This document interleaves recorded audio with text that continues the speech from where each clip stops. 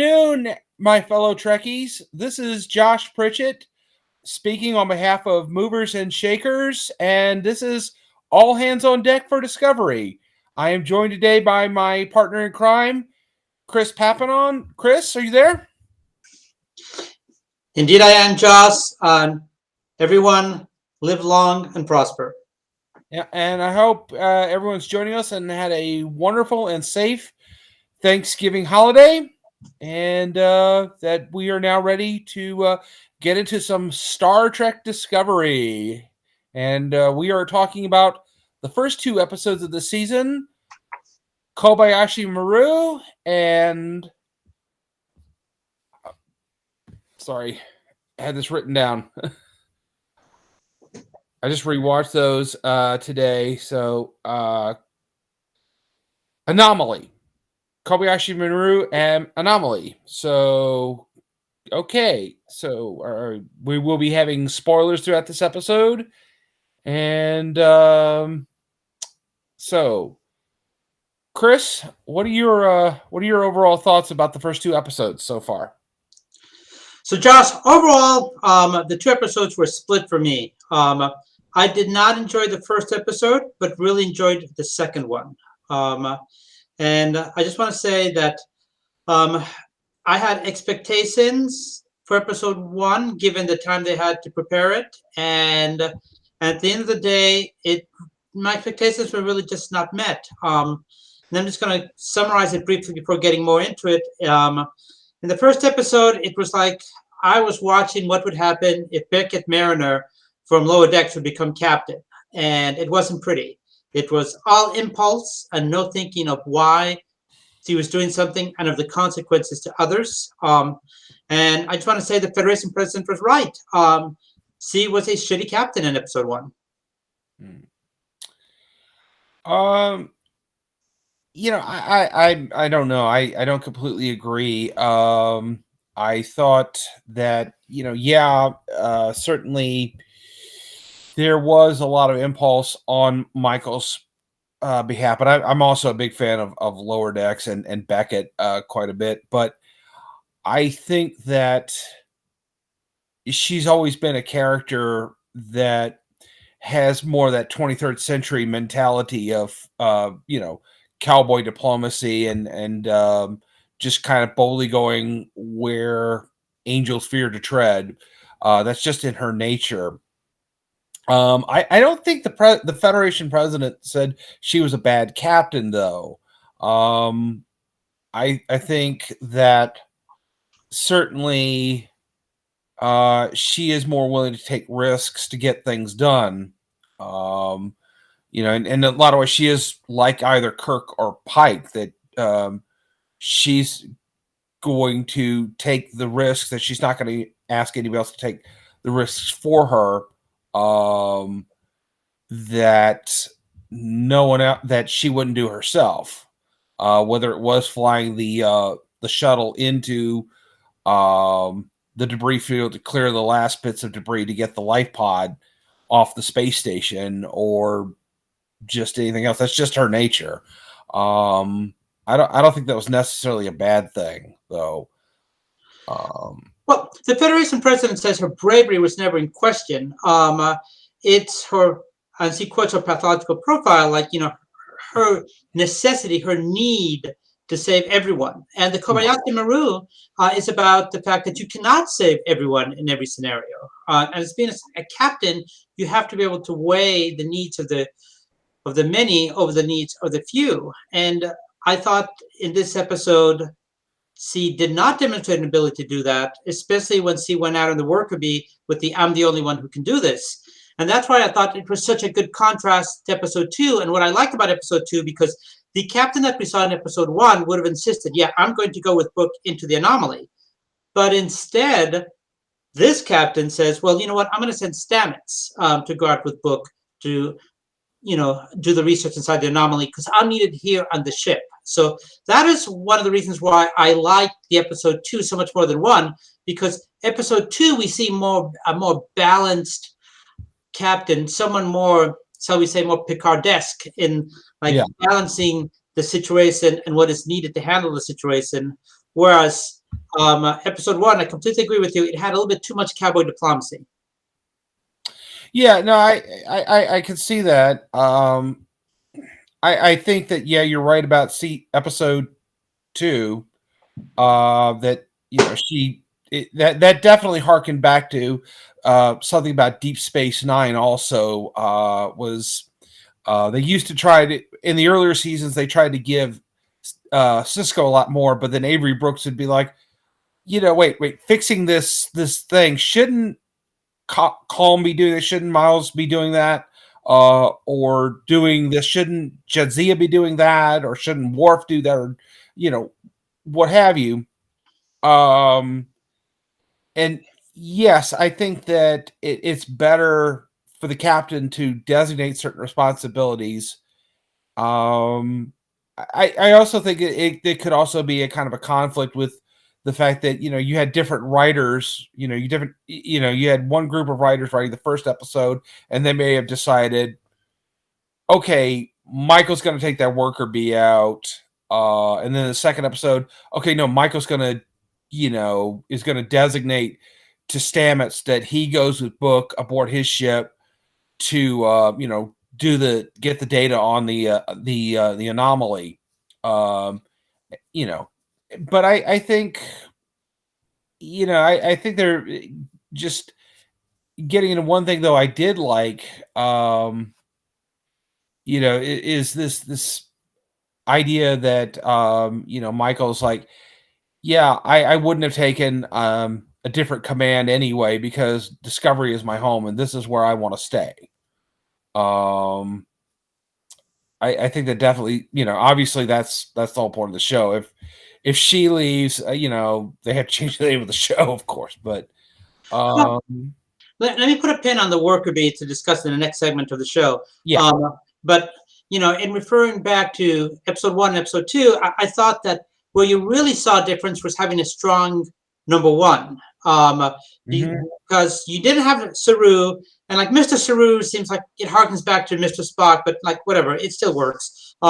You have a lack of a strong number 1 to say like, no, you shouldn't be doing this, or at least for it to bounce ideas off of.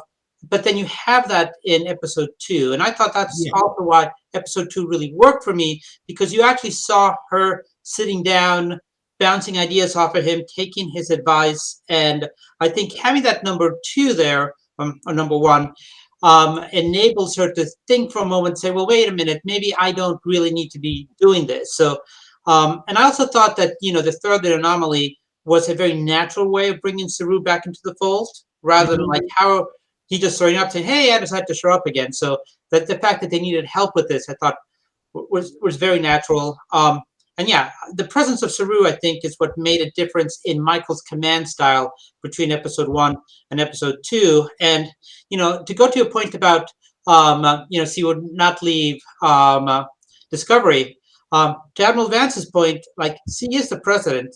One, she doesn't need her permission to board Discovery. And yeah, two, she doesn't need her permission to transfer out of Discovery. And as we said during the episode, she could take the chair from her if she wanted to.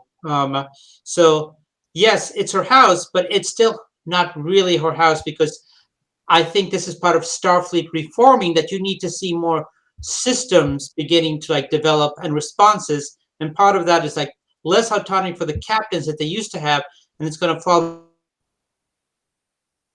uh, Chris, I think you locked up here for a second. uh Chris, you locked up there for just a second towards the end there. Do you mind going back for a second and Oh, I'm still here. Can you see me? yeah, Okay. yeah, your video is locking up, I think. Oh, Okay, it's okay now. okay. So, but your audio locked up, so I couldn't. Oh, what did you miss? Um, I think like the last couple of seconds there of what you were saying. Oh, yeah. Okay. To rephrase, I think that as Starfleet redevelops, we will need to see more reliance on a Federation Council and a Federation President, Mhm. and less autonomy that the independent starship captains may have had up until now. Probably, yeah. We should come back to this later in the segment, but yeah, I think it would be good to see more of the Federation Council, because we've always referred to it in past Treks, but we've never really seen it except maybe in Star Trek 4, which, by the way, this week was its 35th anniversary. So Yes, I believe so. yes, So, so, so speaking of the Federation Council, do you want to get into some of the aspects of what we liked and what we really perhaps did not like so much about episodes 1 and 2? Yeah. Because I want to get into the Federation Council for a second, but you go first. Okay, so one thing that I've really liked, and this has been speaking to me since I saw the first trailer for season 4, is the new uniforms. I know this is probably a minor thing, but I'm a cosplayer, and in season 3, when Discovery got to the 32nd century, Starfleet was wearing these very gray, drab uniforms. Things were not looking good. And now this season, they're wearing the next generation color scheme. Burnham's wearing command red. You've got a couple different shades of blue for science and engineering, and then you've got gold for security and operations. What this is saying to me, and they keep referring to this as okay, we're in this delicate point where we're getting the Federation back together. Okay, they're saying things like, wearing these uniforms is like, okay, we're hearkening back to the great golden age that started with the next generation, essentially. And it's like we're saying we're into a new golden age and of exploration and rebuilding our great society, this magnificent Federation of ours. So that's one thing I liked. Chris? I am going to actually start off with some of the things I disliked. And I want to start off with the Federation because it's something that you mentioned, and the Federation Council.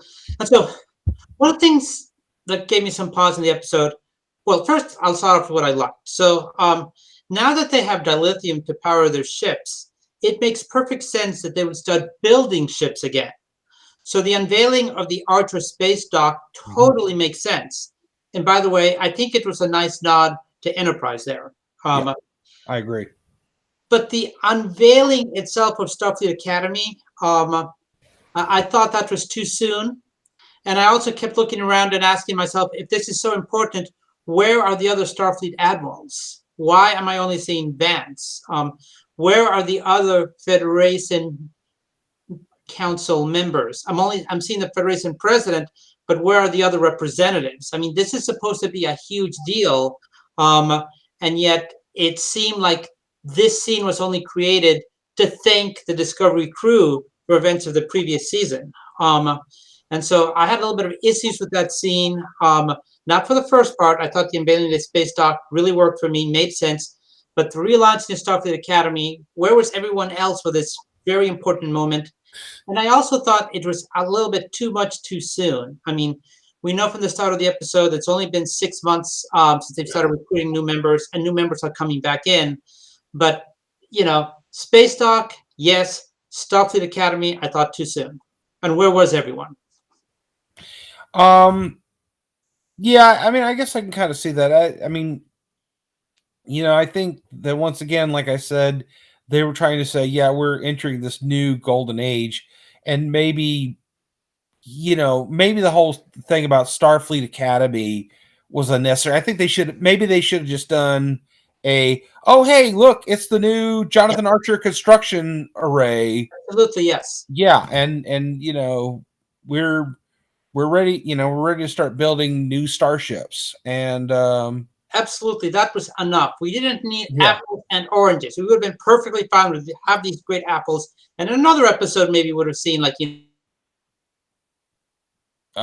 Chris? I'm also going to piggyback on this and say that I would have liked a reference to the president of Are You a Cardassian? So we could get an explanation of what was going on with the facial ridges that seemed to have sort of disappeared. I would have even bought only one of my parents was a Cardassian response, or even better, a response of after the war, the Cardassian society became more open and began to see more Cardassian and Bajoran families starting together. just use her appearance to give a hint of what Cardassia and Bajor have been up to up until this moment. I mean, in my view, it was kind of an opportunity lost because you see her, and that sort of opened the door for some other questions that didn't need to be fully answered, but we could have been teased looking forward to the rest of the season and just what the heck has been happening over the last 850 years in the Federation. Yeah, I think that they could have delved a little bit more in that. I think the fact that if when you're seeing her appearance, you can tell that she has Cardassian ancestry, and for those of you who did not watch Deep Space Nine, that's Cardassian with a C, by the way. I think I would have also liked to have seen her makeup have some sort of form of the neck ridges, which I've always thought was the most defining part of the Cardassians. But yeah, I would have said that maybe not her father or mother, maybe like a grandparent was Cardassian, and that she still retains some of that look in her appearance. So, but yeah, it would be. I mean, I really want to find out more about what the Cardassians have been doing, what Bajor has been doing. We did see a Bajoran last season. We did. And obviously, Gray is an adherent to is a follower of the prophets because he's wearing the Bajoran earring. And so that I would like to know more about that going forward, but hopefully we'll find out more we'll see more Cardassians and Bajorans and others. We did see a Ferengi though. Did see an Ferengi admiral. Yes. But now piggybacking on the Ferengi and Cardassians, and you've mentioned Deep Space Nine. In this episode, when they're on the space repair station, which I also want to go back to, but you see a couple of quick images of one of the station personnel. It's kind of blink and you'll miss it, but he's a Lorian, which is same as Morn on Deep Space Nine. Mm-hmm. And like Morn, you see that he has no hair. But in fact, Lorians actually do have hair. Morn lost his hair as a consequence of years of walking around with a bank heist worth of latinum in his stomach. We find this out in the episode Who Mourns for Morn. So the Lorians should have had hair. I mean, I thought that was a little bit of sloppy fact checking when they produced the episode.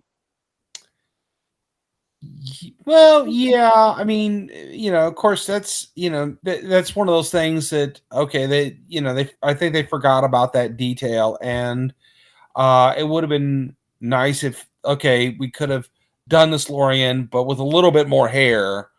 But probably they just forgot that one detail about the episode in question, which, by the way, is one of my favorite episodes from DS9. It really was a very fun episode.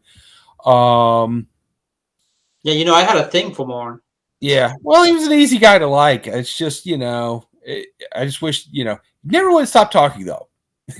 That was actually a reference to like when they're going to the funeral and Jadzia tells Worf, I had a thing for Morn, and Worf is completely taken by surprise. Yeah, well, he was very jealous of a lot of her exes. He kind of was. That was just the way he was. That's true. Yeah. So I want to say it's not all negative, even if it may be appearing that way. I mean, at the start of the episode, I did like how they have set up the theme of the visiting new worlds to reestablish relationships and to offer the dilithium. That part I liked. And I liked the way the dialogue itself led to misinformation. I mean, and what I mean by this is, for example, why would they not read Book's cat as a separate life form and assume that they had been lied to when they said, well, there's only the two of us? I mean, why would they know what a cat was? I mean, I thought that was clever writing. And I also thought it was clever writing, the miscommunication about the meaning of the word queen, because culturally words can mean different things. And I've always wondered, like, Universal Translator, does it sometimes screw up, which I think in this case it might have. I mean, that was good too. as well as having Book there, because he, as he's pointed out, he's not part of Starfleet, but you need him there for his empathic abilities. He's sort of filling in that role that Deanna. that Deanna would have that Deanna would have felt. But it was going well, and I just thought they dived way too quickly into Phantom Menace, like heavy usage of special effects to the detriment of dialogue.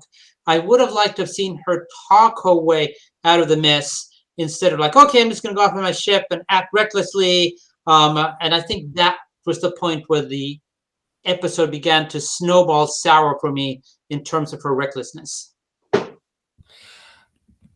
Well, probably. I mean, I think that they, maybe they thought they needed a whole lot more action to liven things up to get people excited. But you might have a point. I think you've got a point there that,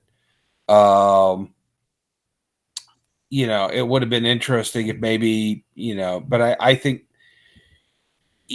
part of this whole thing is they're trying to rebuild trust with a lot of former Federation members who felt that they were let down after the burn, and now they're trying to they're trying to work to regain that trust, and it's not easy. And I think they felt they had to illustrate that. But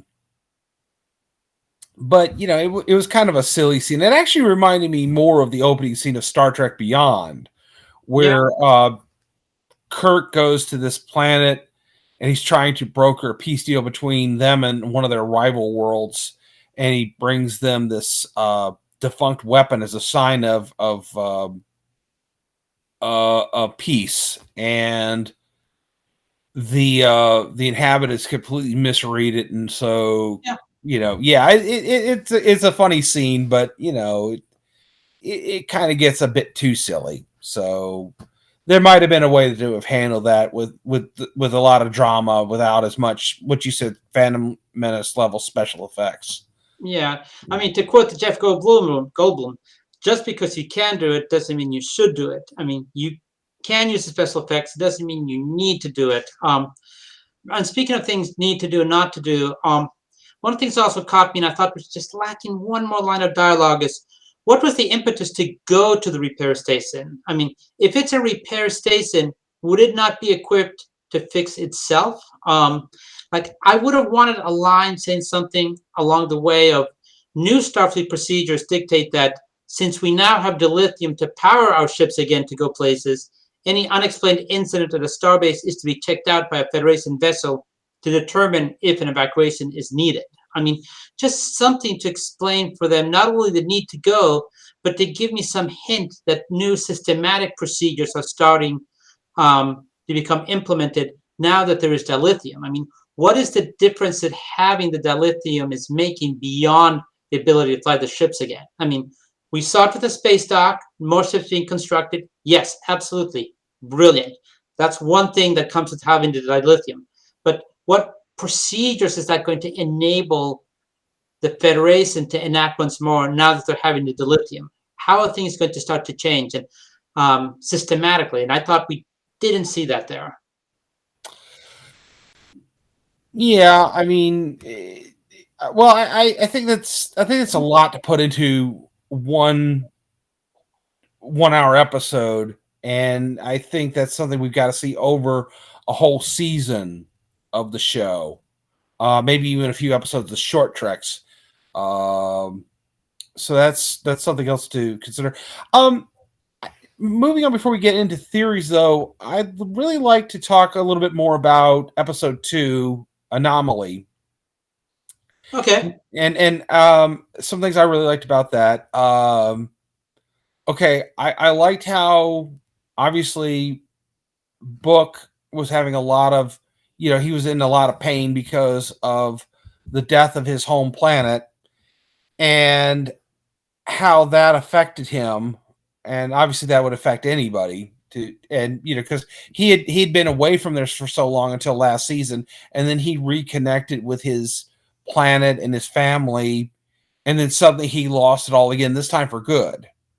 And having to go through that agony and like telling Stamets, when Stamets kept asking him, "Are you okay?" and he finally just said, "Stop asking me that. Don't ask me that again." I mean, that's something you don't really say to someone who's in grief at that moment, because obviously they are not okay.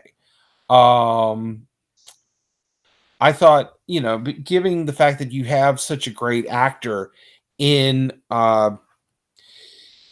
David Alja, I mean, playing that character, he's really wonderful, and I think that they're lucky to have him on the show. Um, but I think the other thing I really liked, and this is going to sound kind of ridiculous, but I loved seeing this. Star Trek as a show set in outer space, you don't see a lot of scenes of them going into zero gravity. I mean, I think the only one I could think of is off the top of my head is the scene in Star Trek 6 where the Klingon ship is attacked and everybody is float the Klingons are all floating around in the ship because their gravity generator has been damaged.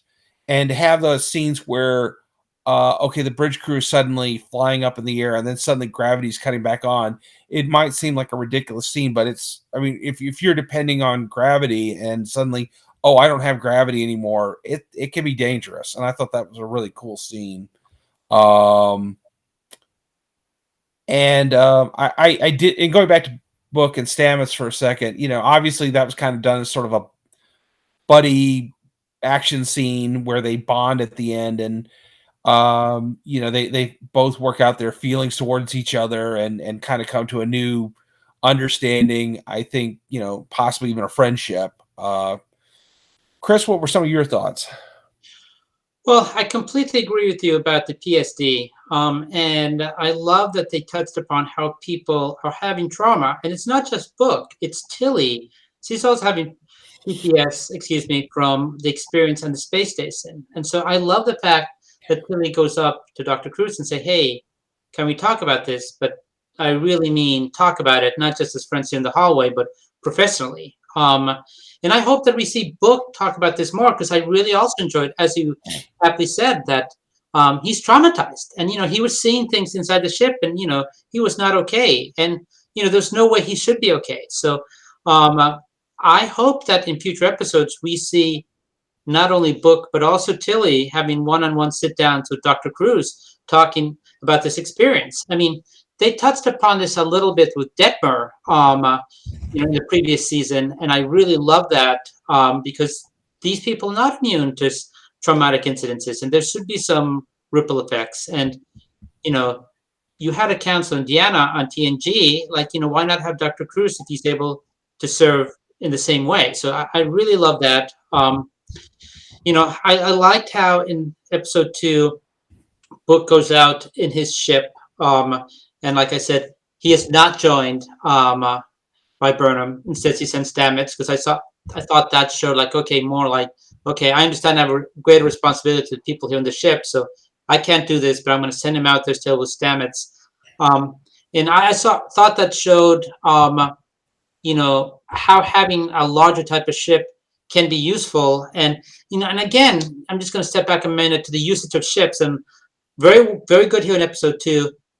In episode 1, when he goes out on that worker bee, I kept on asking myself, why not send a shuttle? I mean, have the shuttle either beam away the wreckage blocking the hatch, or have someone step out in an EV suit to remove it, then launch the escape vessel and have the shuttle dock and take the rest of the people home. This episode, much better use of alternate ships such as Books to send it in there. So I thought that was great. And in the episode, there's the mention of Picard, and at first I took it a little bit as a diss when he says, "Oh, some admiral named Picard, like also they perfected this procedure of creating a body."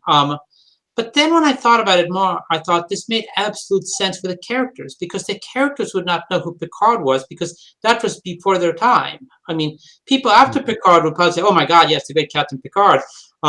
Perhaps not as great as Miles O'Brien, as we've seen in Star Trek Lower Decks, right? But in terms of the writing in episode 2, it made absolute sense that he would just casually mention Picard without the context of understanding who Picard was. So that absolutely worked for me. I also like the idea that they had a tether to the ship to help bring them back in case of emergency. I didn't quite get how Stamets managed to maintain his holographic form without the tether. That was I didn't understand that a bit. The other thing I didn't understand quite well, and Josh, maybe you can clarify this for me, is Mhm. when she was on a chair and she seemed to like the control mechanism activates.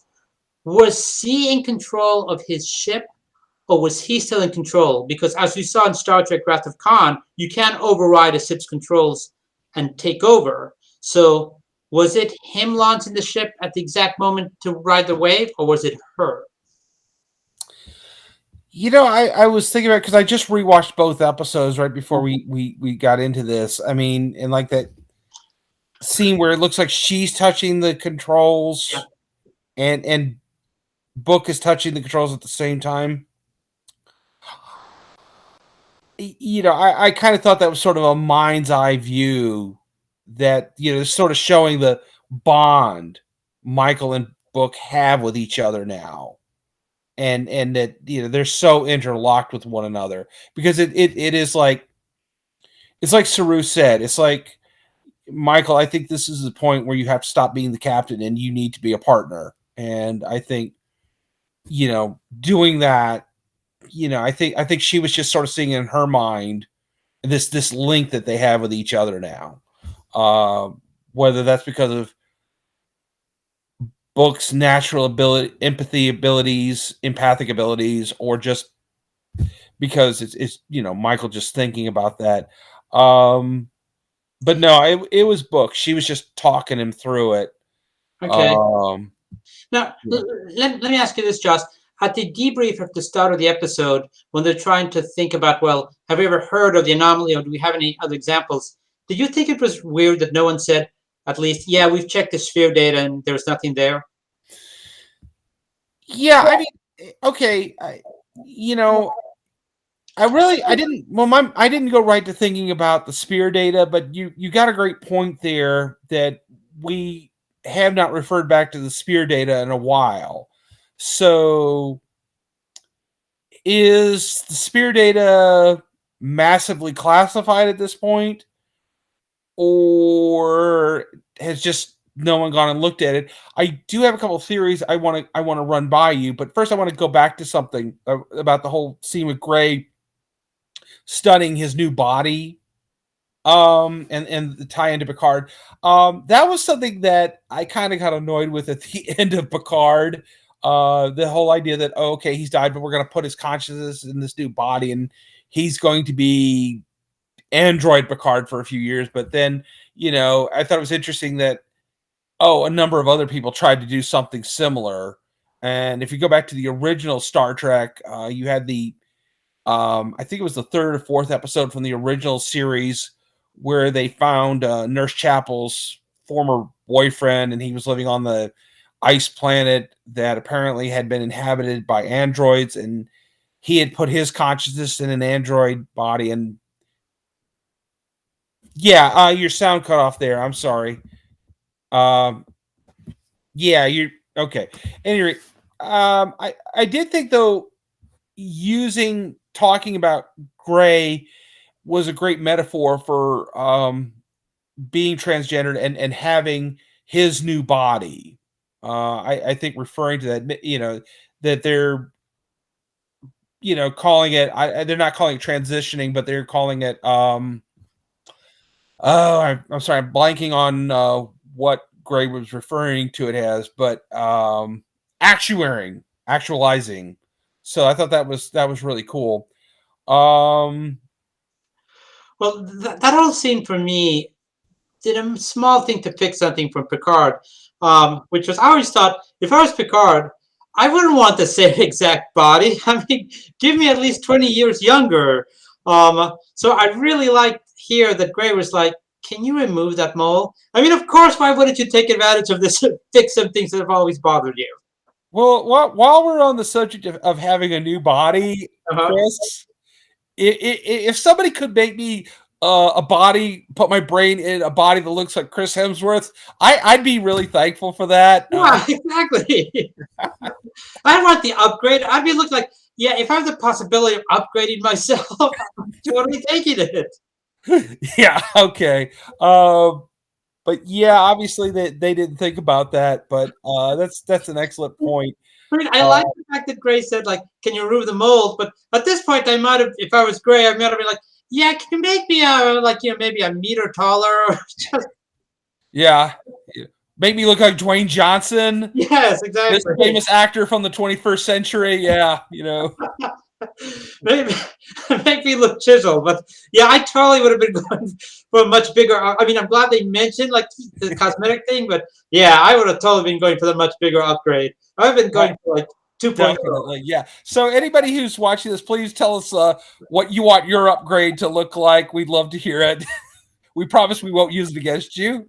Um, Getting back though to theories. But Um, and this is something for us to discuss, I guess, later on. But I'm really curious about just how the heck they're going to like take him out of the mind of Adira and put him into the body. I have no idea how. oh yeah.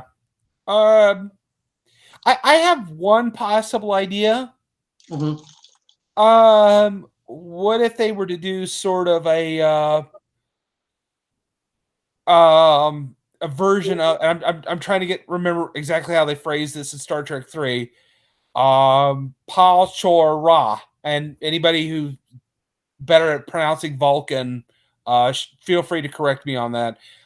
When they remove Spock's Contra from McCoy's mind and put it back into Spock's body, can you do the same sort of thing? Can you remove the soul from Adira's mind and put it into the new body?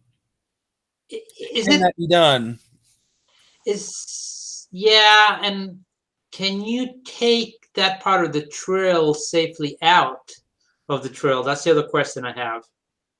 Oh well, wait a minute. Hold on. You that's a great point because I just remembered. Yeah, she's joined. Right. Well, the episode from I guess it was season 3 or 4. Yeah, it would have been season 4 because it was before Worf joined the cast.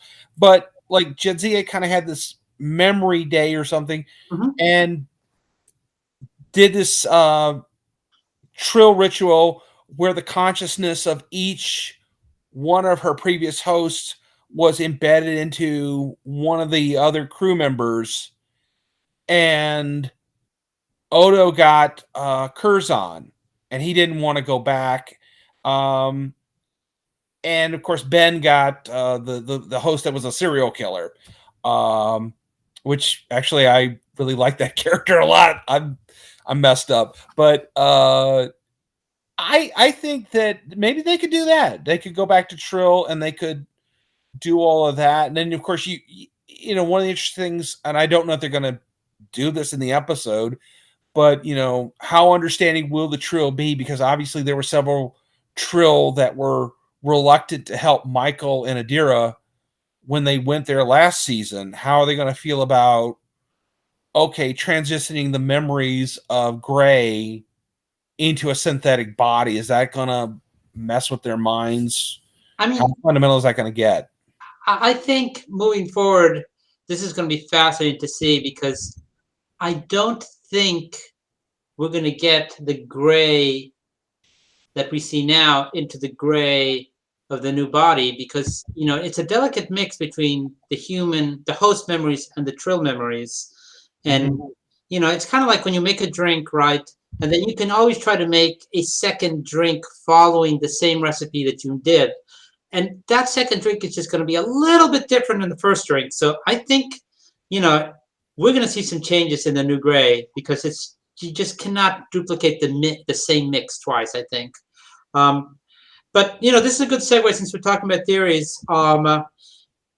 We know they took up a very close look at the anomaly, and we Mhm. know the anomaly changed course. So, what do you think about this?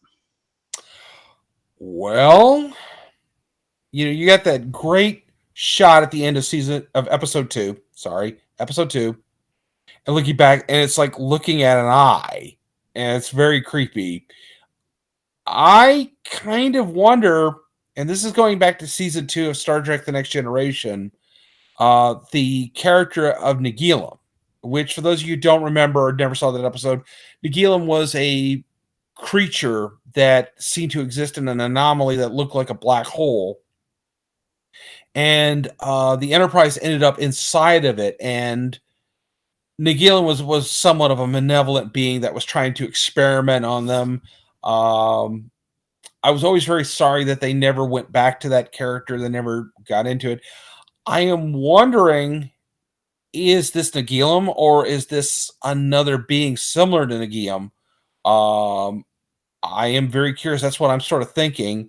I don't. I know a lot of people were saying um, earlier on, is this V'ger from the first Star Trek movie? I don't think it's V'ger though. I think it could be, or it might very well just be a new alien species, a new something we've never seen before. Um, I am sort of hoping this thing is malevolent in some way. Um, that it's not just a random thing. I think that because it can change course, it's clearly intelligent, and it's it's really it's got this whole thing going. So, Chris, what do you think? Well, I think we're in agreement, Josh, that it's not natural. I think there is something guiding it, whether it is something that is a larger entity or if it's something artificial in nature. But I definitely think that it is not naturally made, because something that's a natural phenomenon would not change course like that. Um, but I hope the entire season is not solely about the anomaly. And I mention this because moving forward, um, I was really hoping that this season would be about the difficulties of bringing back together the Federation, of bringing worlds back into it. Like, I really enjoyed the fact that it became clear that Navarre is not part of the Federation. I mean, they offered the services of the Science Institute, but they haven't just decided to rejoin the Federation. And I wanted to see in this season some of the difficulties and challenges of trying to bring worlds back in, and seeing some worlds that may say, like, no, we found out that we're just better off on our own. So I want to see some of that politicking, and maybe we will see that in terms of the anomaly, but I hope, unlike the burn, which was like this huge phenomenon that affected the entire galaxy, that was definitely the heart of last season. I'm hoping that the anomaly itself is not the heart of the entire season, because I just want to see, what's going on in the process of rebuilding the Federation. But I definitely think that this, again, is not natural, and that whether it's a larger guiding force or if it's something artificial in nature sent by someone, maybe it was something that was launched and just got out of control. But I want to see definitely what's causing it, but I don't want to see this being the sole heart of the entire season. Yeah, it would be nice to see some of the drama of bringing of trying to get some worlds back in, like not just Navarre, which somebody I heard on the internet refers to Navarre as an acronym for now called Vulcan and Romulus. Not entirely inaccurate. No, not at all. It sounds like a pretty good explanation to me, but also it'd be nice to see, the Andorians, the Tellarites, the original founding worlds of the Federation. The Klingons. I think that's the Yes. question we all want to see. What the heck happened to the Klingons? What happens to a society bent on war and conquest when you can no longer go out and go forth and conquer? Yeah. They revert to within themselves to like a peaceful society? Do they break down into civil war because they can only fight amongst themselves? I mean, like, what the heck happened? I think that's one of the big question marks I would have for moving forward for this season. for them to Yeah. show us what the heck happened to the Klingons. I really want to know what happened to the Klingons, as many people know. I am a huge fan of Klingons. I love the Klingons, and so I do hope that they will show up I mean, do at you some think point. they might become like a Shaolin monk society, like very capable fighters, but not looking to fight? That's interesting because I mean, obviously Spock, from what we found out from last season, had definitely been a huge impact on Vulcan and Romulan civilization and bringing them back together. That his mission succeeded. That he did manage to bring back the reunification. Could Worf and by extension his son Alexander, could they have done something similar in the 25th century? Um, could they have begun a new awakening, a new revival that built on the teachings of Kahless? Because I mean, honestly, I feel like a lot of Klingons just played lip service to the teachings of Kahless, but didn't really strictly adhere to them as strictly as Worf did. So you got to wonder, did Worf become this great warrior philosopher? And is there a chance that Michael Dorn will show up? I mean, he said that, okay, as long as he is in a full episode or episodes, and he's actually getting to act and the money is right, all those things, he will, show up in either Discovery or Picard. Well, I mean, the one character that could still appear, and that's the other big question mark that I'm hoping gets answered this season, is what the heck happened to the wormhole? And Yeah. Captain Sisko technically is still in the Temple of the Prophets, where time has no meaning, and he could easily reappear 25 years later or 150 years later.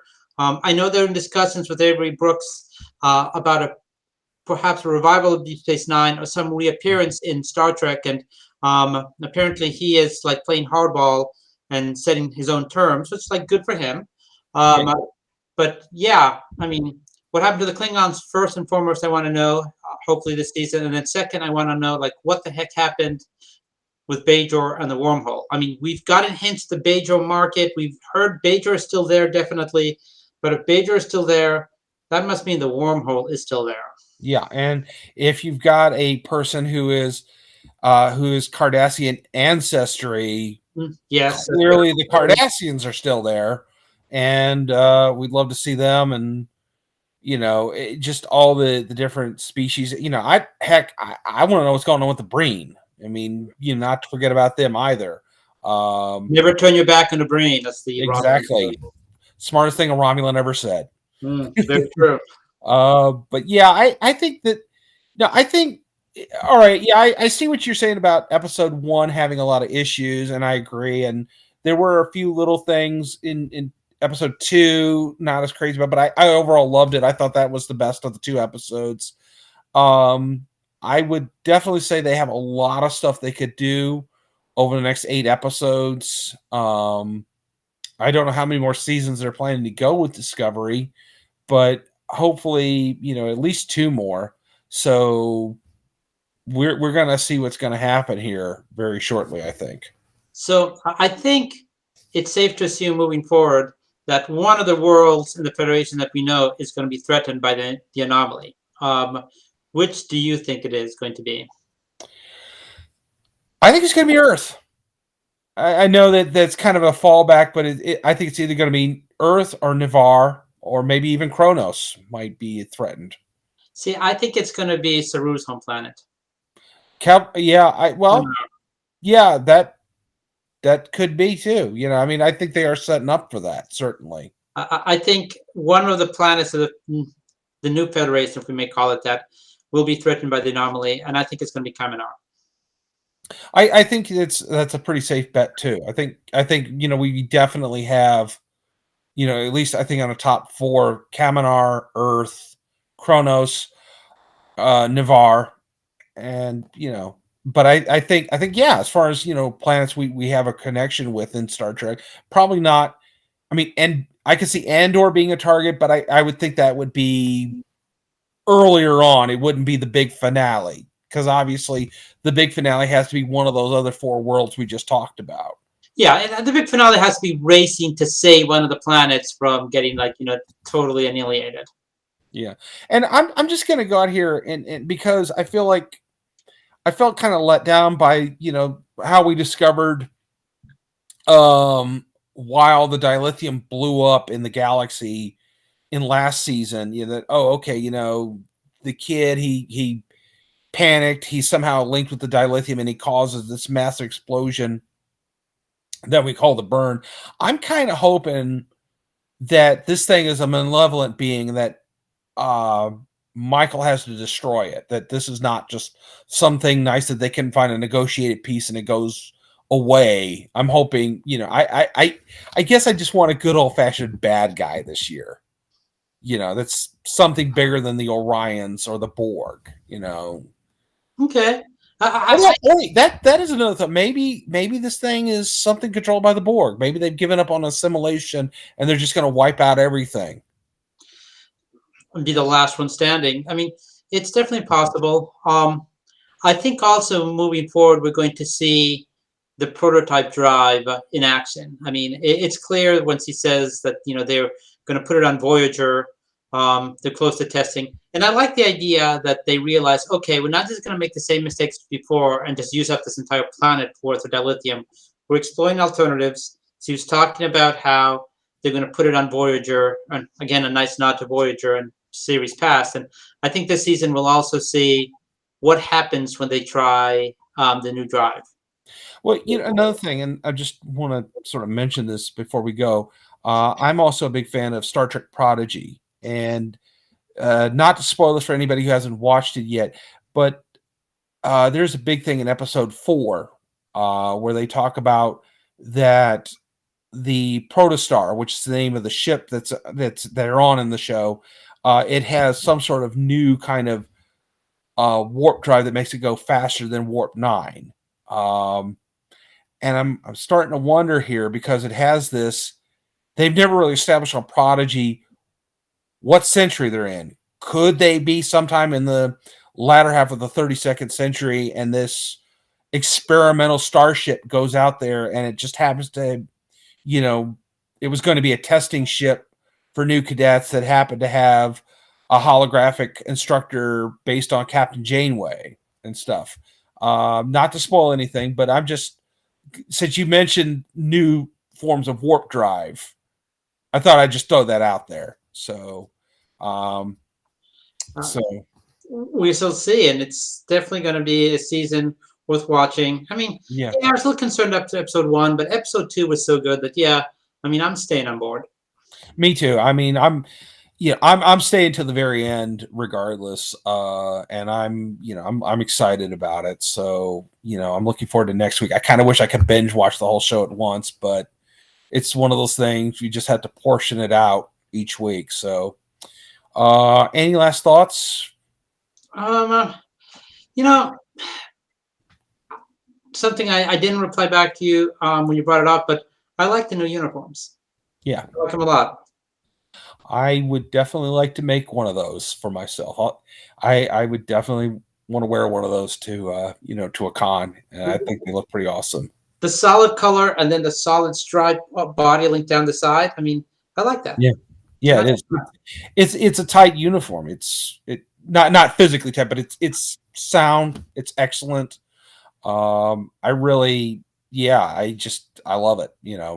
I think it's one of the best ones they've ever made. And one of these days we should do a special where we go through and we talk about all our favorite styles of uniform in the Star Trek universe. So that could be a long show right there because there are some good ones. That would be a long show. And I guess, one of the defining factors will be how much we like having pockets or not. Yeah, exactly. So, at any rate, so I think we're just about out of time. Yeah, I think so. Until I will see you and our friends in the audience next week. Peace and long life. Live long and prosper. And just want a quick shout out.